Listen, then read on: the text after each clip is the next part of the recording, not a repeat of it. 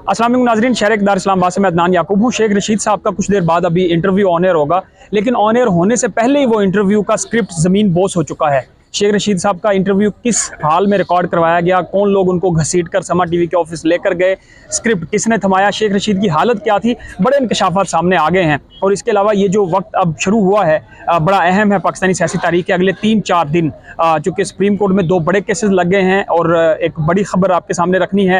नवाज शरीफ वापस आ रहे हैं, इमरान खान को भी पेश किया जाएगा अगले हफ्ते में। ये सारी डिटेल भी आपके सामने रखेंगे, लेकिन पहले बात शेख रशीद पे कर लेते हैं कि समा टीवी के एक एंकर हैं मुनीब फारूक। इससे पहले 2 इंटरव्यू आपने देखे हैं कि जो तहरीक इंसाफ के रहनुमा थे उन्होंने आके इंटरव्यू में तहरीक इंसाफ छोड़ी, इमरान खान पर इल्ज़ामात लगाए। और अब ये तीसरा इंटरव्यू है जिसके बारे में पूरी कौम जानती है। ये इंटरव्यूज़ कौन रिकॉर्ड करवाता है, जो बंदा अगवा होता है वो आगे इंटरव्यू आगे दे देता है, तो वो किस तरह से ये सब कुछ होता है। लेकिन शेख रशीद के हवाले से असद तूर हैं, उन्होंने एक इंकशाफ किया है कि गुज़श्ता रोज़ समा टीवी के ऑफिस में ये शेख रशीद साहब का इंटरव्यू रिकॉर्ड करवाया गया।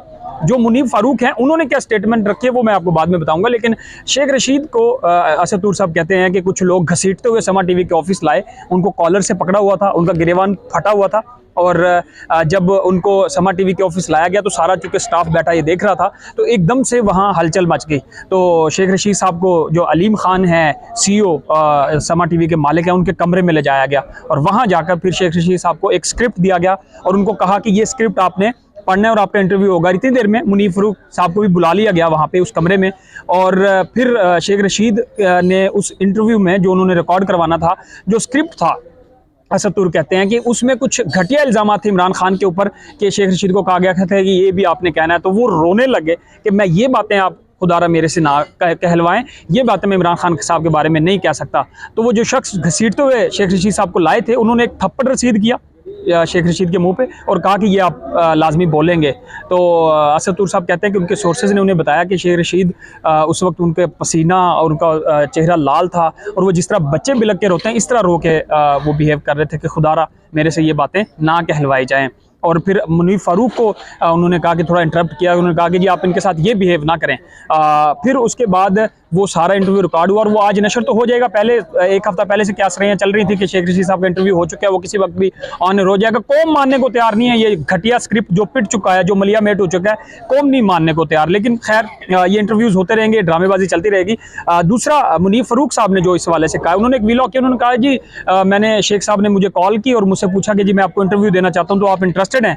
तो मैंने उनको बताया जी शेख साहब आपकी तबीयत कैसी है, उन्होंने बताया मैं ठीक हूँ। तो मैं उनके घर पे गया, वहाँ जाके मैंने उनका इंटरव्यू रिकॉर्ड किया और वो इमरान खान से किस कदर दूर हो चुके हैं वो आज के इंटरव्यू में आप देखेंगे। तो ये मुनीब फारूक का, और मुनीब फारूक अपने व्लॉग में 10 बार सफाइयाँ दे चुके हैं कि जिस तरह कामरान शाहिद और अपने आदिल शाहजेब पे लोगों ने इल्ज़ाम लगाए हैं और उनको बुरा भला कहा है कि मुझे ना कहें, मेरी सहाफ़त है, मेरी जिम्मेदारी है, एक मौका था, बड़ी खबर थी तो मैंने रिकॉर्ड की। तो ये सफाइयाँ तो कामरान शाहिद भी दे रहे थे और आदिल शाहजेब भी अपना नंबर बंद करके, फिर डॉन न्यूज़ ने 1 हफ्ता पूरा वो इंटरव्यू ऑन एयर नहीं किया था सदाकत अब्बासी का, लेकिन वो हो गया था फिर प्रेशराइज क्योंकि इतना ज़्यादा किया गया था। ये तो थी शेख रशीद की स्टोरी। अब मेरे साथ वसीम मलिक हैं, सीनियर सहाफ़ी हैं, सुप्रीम कोर्ट की बीट करते हैं। सुप्रीम कोर्ट में फौजी अदालतों का केस भी लग गया है और साथ में जनाब आम इंतखाबात का केस भी लग गया। और ये एकदम से नवाज शरीफ के आने के बाद कैसे केस फिक्स हो गए, क्योंकि कल वो वापस आ रहे हैं बादशाह सलामत। तो ये उसी की एक कड़ी है या इसमें वैसे भी रूटीन में केस वसीम लगने थे? इसकी थोड़ी डिटेल मुझे बता दें।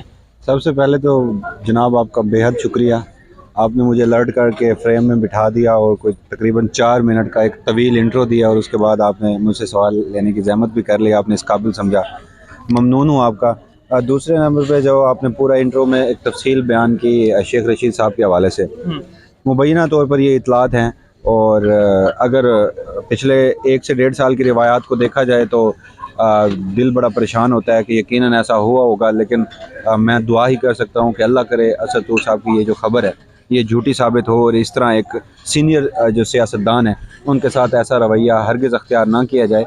जबरी गुमशुदगियों और इस तरह की जो प्रेस कॉन्फ्रेंसेस हैं, इस तरह के जो इंटरव्यूज़ हैं, उस पे आपको एक बात आपको नज़र आएगी कि अवामी सतह पर हर तबका फ़िक्र में नफ़रत जो है वो फैल रही है मुल्की इदारों के ख़िलाफ़। मगर ये सब कुछ क्यों किया जा रहा है, उसकी एक सबसे बड़ी बुनियादी वजह यही है कि उन करवाने वालों को भी पता है कि इससे वो पब्लिक की परसेप्शन तो तब्दील नहीं कर सकते, मगर एक पैगाम देना है कि जी अगर इस वक्त कोई भी पाकिस्तान तहरीक इंसाफ के साथ खड़ा हुआ तो उसके साथ यही सलूक किया जाएगा। रियासत पाकिस्तान इस वक्त नामजद वज़ीर आज़म मुजरिम नवाज शरीफ के लिए रेड कारपेट बिछा के खड़ी है और उनकी आमद है। और नवाज शरीफ के जो नवाज शरीफ साहब हैं वो गालिबन इमरान खान के ख़िलाफ़ इस्टेब्लिशमेंट का सबसे आखिरी पत्ता है, कार्ड है, तो इसलिए इतनी मेहनत की जा रही है और पूरी स्टेट मशीनरी जिस तरह इस वक्त इस्तेमाल की जा रही है। इससे ज़्यादा हम लोग कुछ नहीं बोल सकते, क्योंकि मैं और आप इस काबिल नहीं हैं कि हमें इंटरव्यू के बाद भी हमारी जान छूट जाए। हम तो शायद वो मखलूक हैं कि जो कोई हैसियत और वक़्त नहीं रखते। तो खैर मेरे ख्याल में इस मौके पर मेरी इतनी बहादुरी है कि मैं सिर्फ इतने अल्फाज अदा कर सकता हूँ। दूसरा बात, सुप्रीम कोर्ट ऑफ पाकिस्तान में आपने इंतखाबात के हवाले से बात की, मिलिट्री कोर्ट्स के हवाले से बात की। देखिए खुश आइंद है, बहुत सारे लोग इस पर काजी फायज़ ईसा साहब के ऊपर तनकीद भी कर रहे हैं कि वो खुद मिलिट्री कोर्ट में नहीं आए। उसके ऊपर कहने को बहुत कुछ है।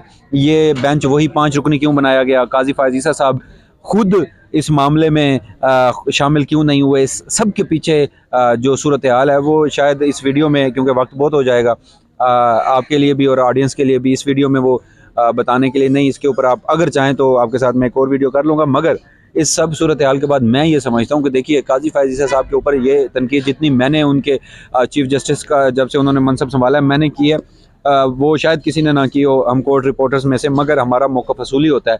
और काजी फायज़ ईसा साहब ही क्यों हर बार मिलिट्री कोर्ट्स के हवाले से जो मुकदमात हैं उन्हें कलअदम करार दें, मिलिट्री कोर्ट्स को कलअदम करार दें। सुप्रीम कोर्ट ऑफ पाकिस्तान में इस वक्त 15वें जजेज़ हैं। अभी इस वक्त जब लम्हा मौजूद में हम ये वीडियो कर रहे हैं, 16वें जज की तकर्री के लिए जुडिशल कमीशन का इजलास है। जो सिंध हाई कोर्ट के एक्टिंग चीफ जस्टिस हैं अरफान सादत खान साहब, वो सुप्रीम कोर्ट ऑफ पाकिस्तान के 16वें जज बन जाएंगे। तो कोई भी जज है वो आइन और कानून के तहत हल्फ उठाता है। सुप्रीम कोर्ट ऑफ पाकिस्तान एक आइनी अदालत है, तो हर जज की ये जिम्मेदारी है कि वो आइन और कानून के मुताबिक फैसले दे। आइन और कानून में दर्ज है कि जो फौजी अदालतें हैं वो आर्टिकल 175 यानी trichotomy of powers, distribution of powers जो हैं, जो हमारे इस पूरे आइन का एक बुनियादी ढांचा है, तो उसकी खिलाफवर्जी है। सुनिए ना, जजेस ने आइन पे फैसले कब दिए हैं? हमें हर दौर में ये हुआ है, बहुत सारे जजेस मैनेज होते हैं, वो अहकामात कहीं और से लेते हैं, या फिर तो आप बोल रहे हैं या फिर मुझे perception है। जवाब देने दें, कोई एक इसमें चीज़ कर लेते हैं। बात ये है कि देखिए इस मुल्क में नजरिया ज़रूरत के तहत भी फैसले हुए हैं। मैं उसी तरफ आ रहा था, आपको शायद कुछ ज़्यादा ही जल्दी है मेरे मुंह से वो अल्फाज निकलवाने की। हजूर, इस मुल्क में आइन और कानून के मुताबिक फैसले होते रहे हैं, 20-30% क्यों ना होते रहे हैं, लेकिन होते रहे हैं। हर जज आइन और कानून के मुताबिक फैसला करे, और बुनियादी इंसानी हकूक़ की खिलाफवर्जी है, उस फंडामेंटल राइट की खिलाफवर्जी है जो रियासत पाकिस्तान ने, जो आइन पाकिस्तान ने मुझे दी हैं। तो या तो अब चीफ जस्टिस काजी फायज़ ईसा साहब ने जो बेंच बनाया, जस्टिस इजाजुल हसन साहब हैं, जस्टिस मुनीब अख्तर हैं, जस्टिस याहिया अफरीदी हैं, जस्टिस मज़ाहिर अली अकबर नकवी हैं, जस्टिस आयशा मलिक साहिबा हैं, बड़े ज़बरदस्त जज हैं। और पाकिस्तान तहरीक इंसाफ तो इन्हें अपना मसीहा समझती है, तो उन्हें खुश होना चाहिए कि उन्हीं मसीहाओं के पास ये केस लगा है। और उनके पास दो ऑप्शन है, या तो वो इस वक्त आइन और कानून के मुताबिक फैसला देकर मिलिट्री कोर्ट्स को कलअदम करार दे दें, या फिर जो दूसरा उनके पास ऑप्शन है वो ये है कि एस्टेब्लिशमेंट के दबाव के तहत आकर एक और नजरिया ज़रूरत, एक और डॉक्ट्राइन ऑफ नेसेसिटी, एक और मलिक मुनीर वाला फैसला, एक और तमीज़ुद्दीन केस हो जाए। तो अगर ये हुआ तो वो भी अपना नाम तारीख के सियाह किसी कोने कुतरे में लिखवा जाएंगे। अगर उन्होंने मिलिट्री कोर्ट्स के ऊपर आइन और कानून के मुताबिक फैसला दिया तो फिर वो भी मसीहा और आइन और कानून के मुहाफ़िज़ बन के निकलेंगे। फौजी अदालतें कलअदम होती हैं या नहीं होती, ट्रायल केस और बाकी आम इंतखाबात के हवाले से वो तो जब आएगा हम उस पर एक व्लॉग कर लेंगे। जाते जाते मुझे एक लफ्ज़ में बता दें, 24 अक्टूबर को नवाज शरीफ भी हाईकोर्ट में पेश हो रहे हैं और इमरान खान के प्रोडक्शन आर्डर जा रही हैं। एक दिन में दोनों आपको पेश होते नजर आ रहे हैं, इमरान खान को नहीं पेश किया जाएगा? देखिए, इमरान खान को कतन पेश नहीं किया जाएगा। मैं आपको एक बात गुज़श्ता 3-4 रोज़ से बता रहा हूँ, ऑफ रिकॉर्ड बता रहा हूँ, शायद आपको ऑन द रिकॉर्ड लाने का उस बात का ज़्यादा शौक है। वो बात ये है कि इस वक्त आपकी जो पूरी रियासत पाकिस्तान है वो नवाज शरीफ अगेन एक नामजद वज़ीर आज़म पाकिस्तान है, मगर साथ में मुजरिम भी है, नाअहल भी है, भगोड़ा भी है, मफरूर भी है और सज़ा याफ्ता भी है। उसकी आमद है और रियासत पाकिस्तान पलकें बिछाकर जिस तरह रेड कारपेटेड इस्तकबाल किया जा रहा है, इमरान खान की सिर्फ एक झलक, सिर्फ एक तस्वीर इस सारे प्लान को निस्तो नाबूद कर सकती है। किसी सूरत इमरान खान को इलेक्शन कमीशन क्या सुप्रीम कोर्ट ऑफ पाकिस्तान भी बुला ले, पेश नहीं किया जाएगा। और जलसा होने जा रहा है, जन्नत की टिकटें भी मिल रही हैं, 125 मोटरसाइकिल होंडा 125 भी मिल रहे हैं, बिरयानी वहाँ पर वैसे होती है।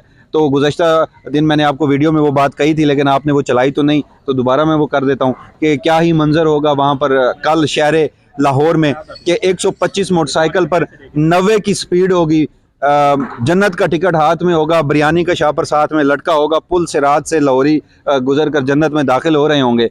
और लोग कितने आते हैं उस पे भी हम वीडियो करेंगे। जलसा कितना कामयाब होता है उस पर भी वीडियो करेंगे। मगर जलसे की कामयाबी के लिए आज सिक्योरिटी प्लान जो आया है जिसमें 10,000 बावर्दी अफराद और 10,000 सिविलियन कपड़ों में अफराद और 2500 के करीब ट्रैफिक वार्डन, ये कोई 20,000 लोग, ये को 25,000 के करीब जो सिक्योरिटी है वो जलसा गाह में मौजूद होगी। 30 से 25,000 30,000 लोग वो मुस्लिम लीग नून कर लेती है, तो 40-50,000 के क्राउड को हमारी जो मीडिया है, क्योंकि वहाँ से ड्रोन कैमरा किसी को दिखाने की इजाज़त नहीं होगी, हमारे इदारों में छुट्टियां मनसूख कर दी गई हैं, हंगामी बुनियादों पर रिपोर्टर्स को वापस बुला लिया गया है, ऊपर से सख्त आर्डर हैं, बंदे 2 हों तो 4 बताने चाहिए। हम भी तो अगर हम दूसरों के ऊपर तनकीद करते हैं तो हम भी तो खुद उस इंडस्ट्री का हिस्सा है। सेल्फ एहतसाबी होनी चाहिए, हमें भी अपने गिरबानों में झांकना चाहिए। मगर दूसरी तरफ आप उसी मीनार पाकिस्तान पे एक दिन नवाज शरीफ जलसा करके वापस चले जाएं पूरी रियासत की मदद से, दूसरे दिन आप सिर्फ इमरान खान का एक पोर्ट्रेट और आवाम को बताएं कि जी इमरान खान की जेल से एक पहली तस्वीर जो है वो हम मीनार पाकिस्तान पे आज आवेज़ा करेंगे, तो उस दिन आप देख लीजिएगा कि शहर लाहौर में क्या सूरत हाल होती है और क्या कल क्या सूरत हाल। पाकिस्तान की मेहनत एक तरफ और वो